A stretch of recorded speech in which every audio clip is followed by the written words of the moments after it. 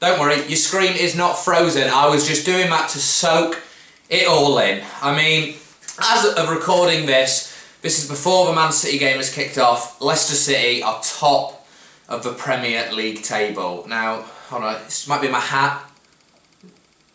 No, we are top of the Premier League table. Can you believe this, ladies and gentlemen? 28 points have been putting out on the table next to Leicester City, and it's a wonderful feat, and it's just incredible. This club right here, Leicester City Football Club, the team that most of us, there might be a few Newcastle fans watching, but most of us support and love as a team. We've got a striker who scored 10 goals in a row, 10 games in a row. We've won 10 away games in a row, 4 Premier League games in a row. It's phenomenal. We're the best Leicester City side I've seen personally, and I said earlier to my dad, it sounds blasphemous me saying that, because obviously that O'Neill team I grew up watching and loved and turned into legends for me, and still to this day are, but this team are becoming legends by the results and the performances they're putting in for this side. Where do we start then? Let's start with the game review. So, the talk about the game then. I can't say the first half, the second half, the whole game, Leicester City Football Club were absolutely dominant in this affair. From start to finish, we were all over them. We had what seemed like every single chance in the game. It said at the end of the game that Newcastle had 9 shots, none on target, and I don't even remember those 9 shots really, and none of them were even close to being on target. So we were unbelievably dominant from start to finish in this game. For the first kind of 20 minutes really set the tone. We looked first to every ball, we looked stronger in every challenge, we looked like we kind of had the game under control from the start. It looked like nothing was going to stop us from winning this football game. But 44 minutes passed in the game. We had a lot of kind of near chances and things that could have been done differently, maybe to have scored a goal. And it was 0-0, so 44 minutes. You're thinking, we're going into half-time 0-0. Not bad, but we should have capitalised on one of these chances we had. But we are away from home, so, you know, the second half, maybe we come back into it more. And then it happens. The moment we've all been dreaming about and hoping for. Jamie Vardy, I mean, superlatives won't stop ever talking about this man, but I'm just going to give a few minutes now just to really kind of show my appreciation and my thanks to him and to the team for everything. I mean, Jamie Vardy is scoring when that goal went in. I mean, obviously most of you know, so just quickly what happened.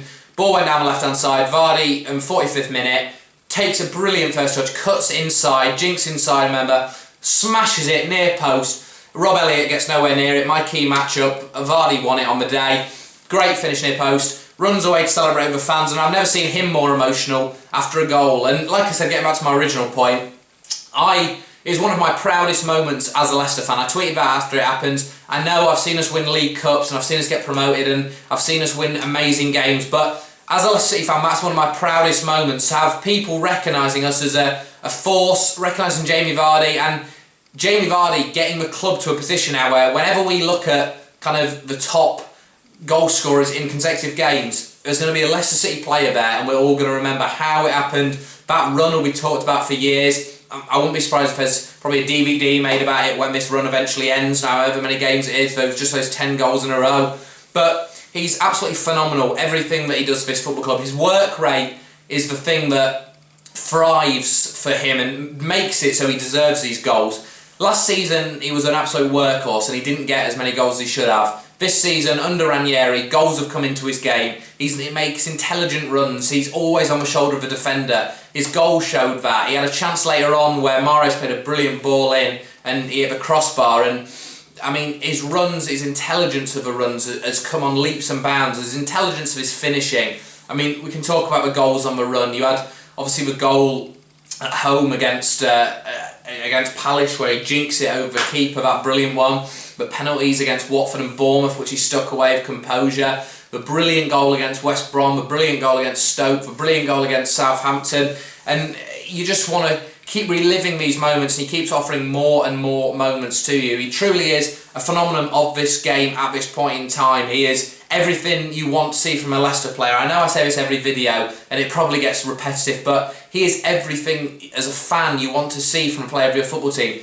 Every single game he gives 100%. He gives everything to the cause. He runs when you think there's no point in running, and he wins a throw-in out of it, which makes him irrelevant at a time, but then will lead to a chance for us. He does everything right that you want to see from a player, and more importantly, Matt, he scores the chances when they come to him more often than not. That chance today when he hit the bar is about the first one he's missed kind of one-on-one, and like I said, I'm not going to talk about him for much longer, but I just want to say congratulations, Jamie, on an amazing, amazing achievement. Hopefully he can break it against Man United next week and it can be written in the stars, but congratulations to him and the whole team on giving him this opportunity to score those goals by supplying him with the passes so he can score it, and the opportunities with the penalties like Mahrez. Just, I want to say congratulations to everyone who was involved in this, but especially to Jamie, because I saw how emotional he was. It must mean so much to him.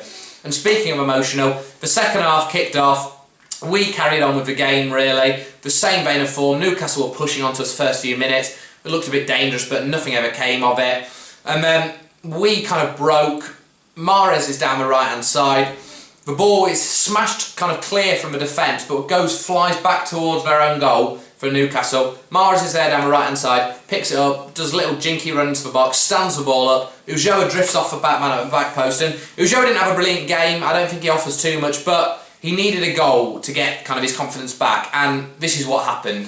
Mahrez drifts back, lovely floated ball to the far stick, finds Ulloa, no men around him, stoops down low, heads it past Elliott, 2-0, and you could see on Ulloa's face with that celebration how much it meant to him, how much that goal meant, not just to him in terms of the game and winning the game, but his own personal confidence, because he hadn't scored so far this season. Now he can go into a game knowing he scores, know if he gets in those positions, the goals will come to him again. All he needs to do is find the right positions like he did today, and Mahrez will invariably find him. Mahrez is an absolute warrior in this team. He's Messi-esque on his dribbles. He hasn't got the same end product as Messi, of course, but the way he glides past players, it seems like he's not sprinting. He just glides past them. It is a joy to watch. It really is a joy to watch. And, you know, we just started kind of taking the mickey at this point. We were passing the ball around. The fans were going the olays, olays. Ball goes down the right-hand side again. Lovely bit of play. Interchange. I think it's Drinkwater who picks it up. Crosses it in from inside the box. It's looped up.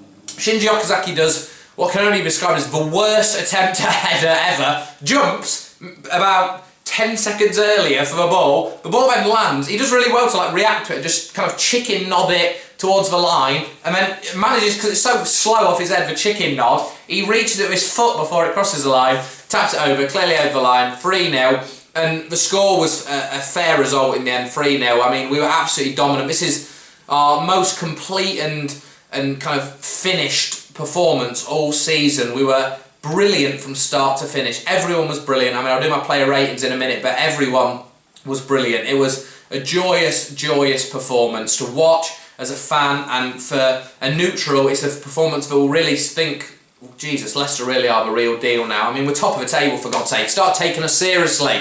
People saying it'll end. It could do, but enjoy this while it lasts. Anyway, the game kind of petered out. We kept the ball in the corner, and I just want to say on our passing all day was phenomenal. I mean, we kept the ball so brilliantly. We picked the right options all the time. We didn't give the ball away really at all, like sometimes we do. When they can break up against us straight away. We kept the ball brilliantly. Conte picks the right passes. Drinkwater picked the right passes. Mahrez picked the right pass. Albrighton was a bit sloppy in the first half of his crossing, but in the second half he really improved. And really, I mean, the second half was a brilliant display on the break, on the counter-attack, and the first half was a brilliant display of possession, controlled football, and another clean sheet. That's another massive thing. We kept another clean sheet, only our second this season.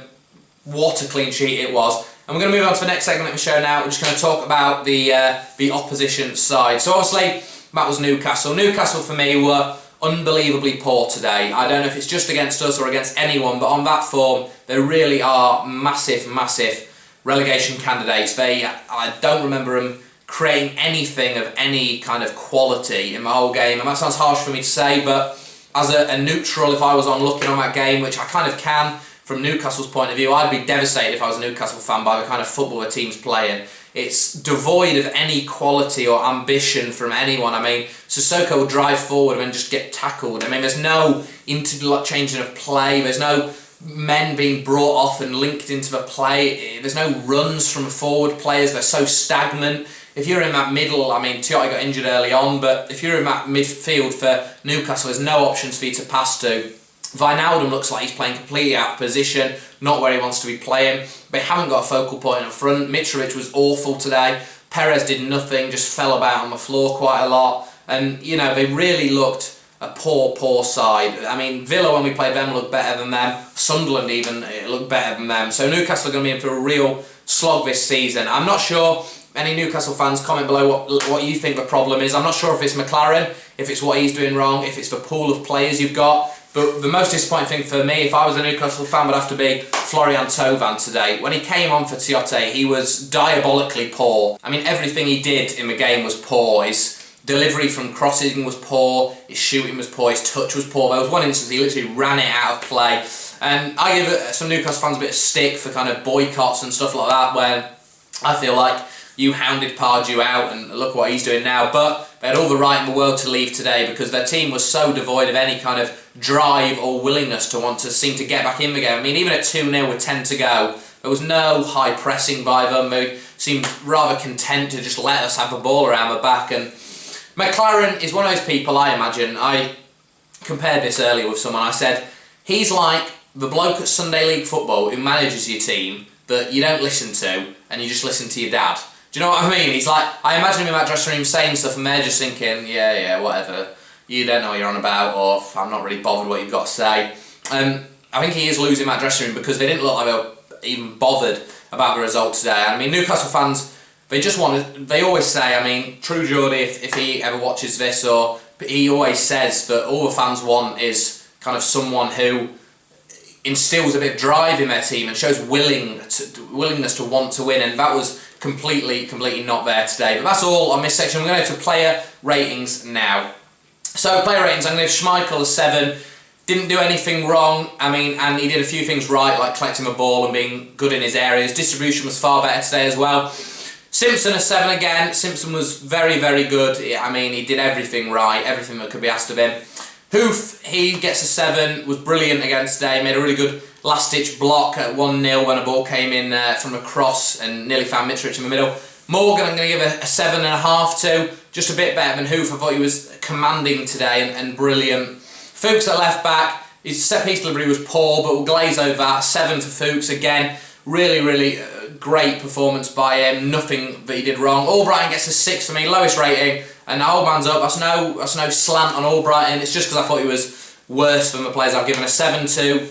In the first half, his crossing was poor, but he really grew into it in the second half. So 6 might be a bit harsh, but that's the rating I'm going for. In the middle, Danny Drinkwater. Now, if there was a award for most improved player this season, then Danny would be picking it up from left, right, centre, all these most improved awards, because he's a different player this season. It's an 8 today for Danny Drinkwater. It could well be higher. He's a player this season who kind of oozes confidence on the ball, and he looks so composed compared to last season. I said that earlier, he looks so composed, he can play the right ball when he needs to.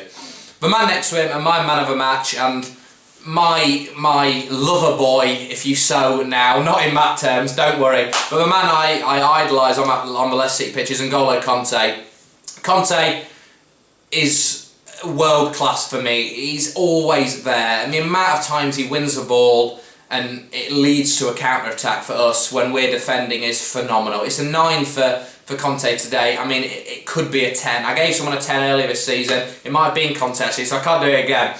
But I gave him a 9 and it was so close to a perfect 10. It was a perfect performance by him. Did everything right, and he's so key. Him and Drinkwater are so vital to this machine, I guess, working. Someone, I think it was Ranieri in the week, said Conte's the engine and Drinkwater's the driver, and they really are of this machine that we call Leicester City Football Club. On the right, Riyad Mahrez, an 8 again for Mahrez. Phenomenal dribbling, touch, everything. I mean, his first touch in tight situations is just outstanding. I mean, he can pick the ball out there, control it on his foot, and do anything he wants with it. He's a magician on the football.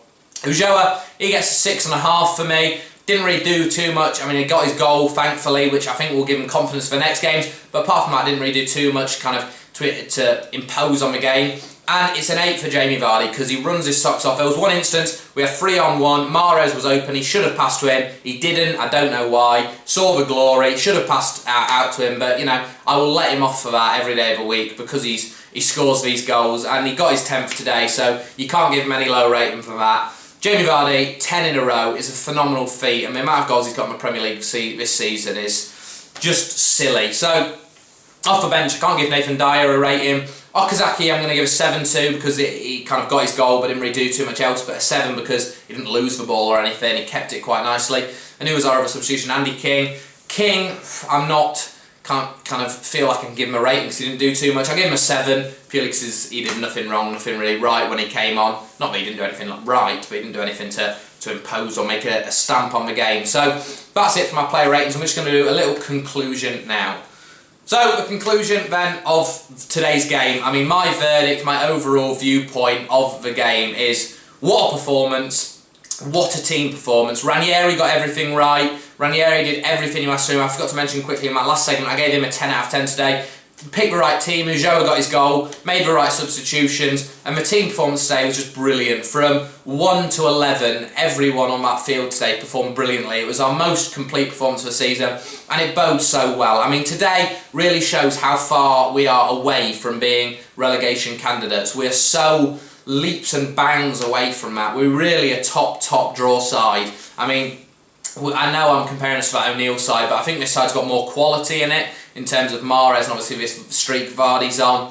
I mean, under O'Neill, kind of our top goal scorer every season would get 11 or 12, and Vardy's obviously already passed that, but it's just a joy to watch this team. That's going to be my final verdict. That's going to be my last few words. It's a joy to watch this football team. Everything they do makes me happy, makes me have this face on a Saturday night pretty much every week.